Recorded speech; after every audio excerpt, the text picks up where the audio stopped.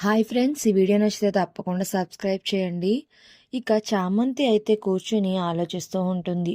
రేపటిలోగా ఎలాగైనా సాక్ష్యాలను తీసుకుని రావాలి, తీసుకుని వచ్చి ఆ కేసును గెలవాలి అని ఆలోచిస్తూ ఉంటుంది. ఇక అప్పుడే అక్కడ ప్రేమ్, చంద్రిక కూడా ఉంటారు. ఇక అప్పుడు ప్రేమ్ అంటూ ఉంటాడు, విజయ్ మాట్లాడింది ఖచ్చితంగా ఒక అమ్మాయితోటే. జయభర్త అసలు జై భర్త విజయ్ ఎవరిని కలుస్తున్నాడు, ఏం చేస్తున్నాడు, ఆ అమ్మాయి ఎవరు అనేది తెలుసుకున్నామంటే ఇంపార్టెంట్ క్లూ అనేది మనకి తెలుస్తుంది. దాని ద్వారా మనం ఈ కేసుని ఈజీగా సాల్వ్ చేయవచ్చు అని ప్రేమ్ అయితే చామ్కి ఐడియా ఇస్తాడు. ఇక అవును, ఇది నిజమే కదా అని చామ్ అనుకుంటూ ఉంటుంది.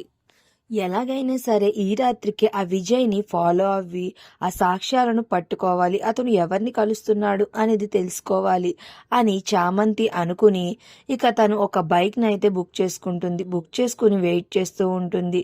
ఈ రైడర్ ఏంటి ఇంకా రావట్లేదు అని టెన్షన్ పడుతూ ఉంటుంది. ఇక అప్పుడే ఆ రైడర్ అయితే ఫాస్ట్గా వస్తాడు.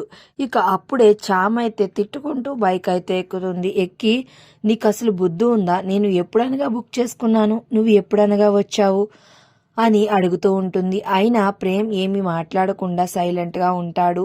ప్రేమ్ హెల్మెట్ పెట్టుకుని ఉండడం వల్ల చామ్ ప్రేమేనని గుర్తుపట్టదు.